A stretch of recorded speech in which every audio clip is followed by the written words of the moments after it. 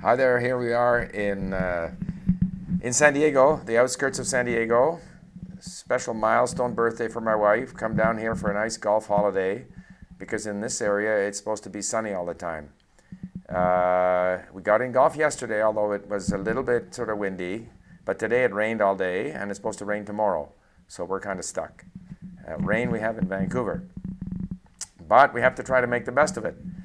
So my wife brought down some sewing, which she's doing, and we visited around a bit, and then I got in my Korean. It's easier to study at home because there are so many things that I do, like when I drive to the office, to play hockey, go skiing, drive anywhere, I'm in the car, I can listen. I do the dishes every night, there's another 15-20 minutes, other tasks around the house. I can easily get in an hour or even an hour and a half of listening, which is my major language learning activity. Here, my wife and I are together most of the time. I can't be walking around with earphones plugged into my ear. But I sat down and at Link today, probably spent a good 2 hours, 2.5 hours.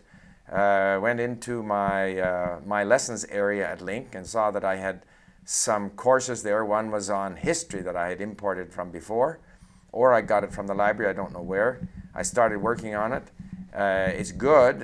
In some ways, it's very interesting because I have the Naver dictionary both from Korean or Hangul into English and from Hangul into Hanja, into Chinese characters, because it's very helpful to me.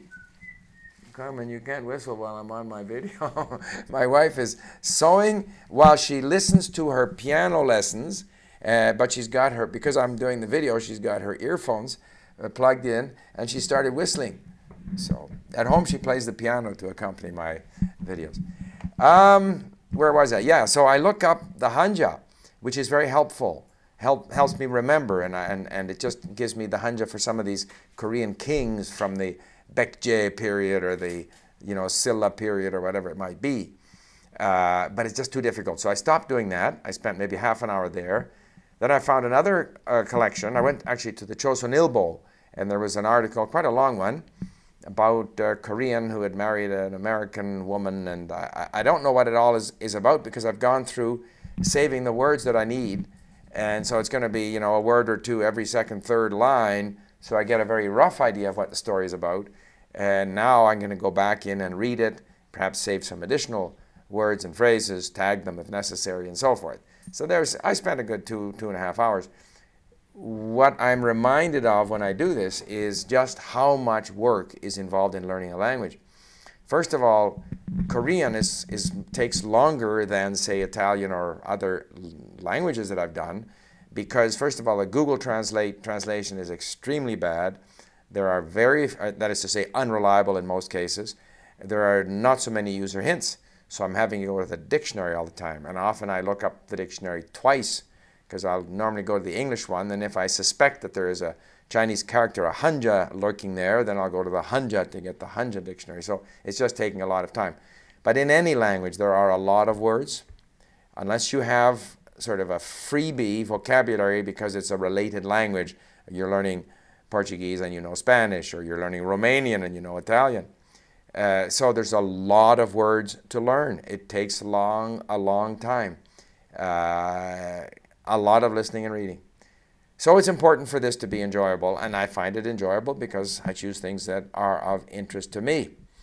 But it takes a long time. Which reminds me, there was a person, I think on my YouTube channel, who was studying Italian and thanked me for reminding her that it's important to enjoy our learning activities, and because she had been studying lists of words and learning Italian in a way that's not particularly enjoyable.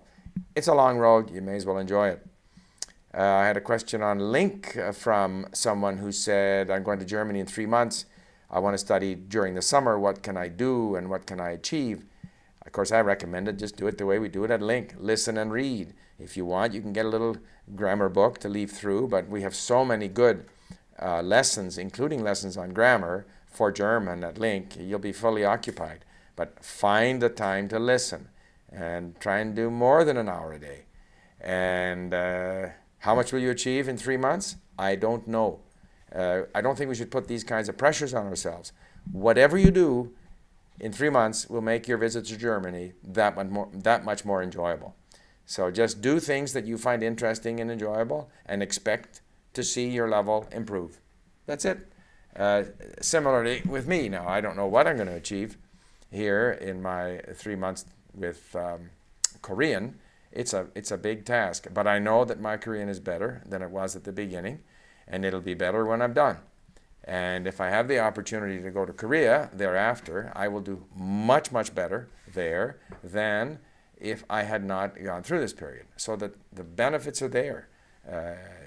You do improve, but there are no guarantees as to how much you can improve in how short a period of time. In terms of improving, my flu is certainly a lot better, and I hope too that the weather is better tomorrow. And that's it for today, day 45.